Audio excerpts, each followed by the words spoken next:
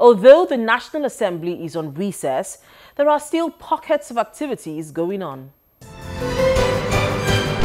In the last few months, the Senate and the House of Representatives have been investigating leakages of government revenue from the nation's ports and borders. In the Senate, the Committee on Customs and Marine Transport are investigating 30 trillion naira revenue leakages. Speaking with journalists at the National Assembly, Committee Chairman Senator Hope Uzodimma maintained that his committee is determined to recover all monies from erring companies, pointing out that no amount of pressure mounted on it will deter it from completing the assignment given to it at plenary. As a parliament, we have a responsibility to identify those areas of infractions and leakages and ensure that they are blocked. So going forward, our country can be better for it. The committee is investigating revenue leakages and different infractions ranging from abuse of foreign exchange to undervaluation of vessels at the seaports. 61 companies have appeared before the committee in a list of over 2,000 being investigated in the last few weeks. The committee chairman said the probe is yielding some results as several companies have begun to remit what they owe back to government. Well, God knows when we will end because so many companies are involved. But we started as a pilot case with 60 companies. 61 out of which 2 merged now to become one company.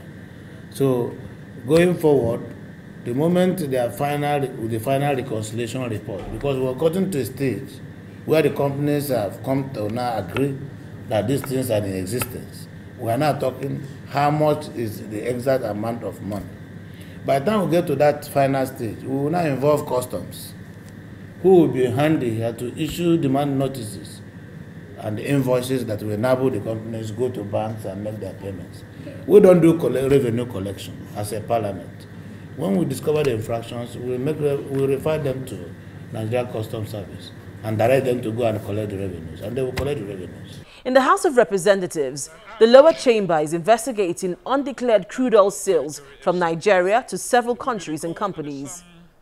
For federal lawmakers, the theft of crude oil and undeclared crude oil sales amounts to economic sabotage. A federal lawmaker drew the attention of the House of the matter and argued that the international oil companies could not be prosecuted in isolation of the government agencies.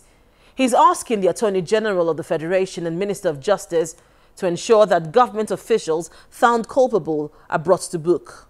Molecular Power System then now engaged a company in the United States, one of the, I would say, the biggest in tracking, vessels, doing, forensic, tracking and auditing.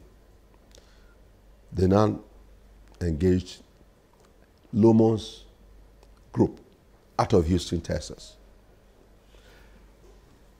The contract was to investigate 51 countries. After a while, the company said, no, some of the companies, there's no need to waste time and effort. I mean, about 10 out of the 51. As at today, they have completed 41.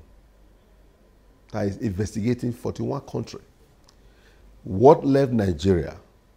I'm talking about crude oil and liquefied natural gas.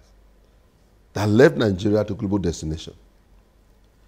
When you look at the figures, it's mind-boggling that we, as a nation, recorded 0. But what got to global destination is telling us that this is what landed in their country. Like United States of America, what landed in the US? 391 million barrels.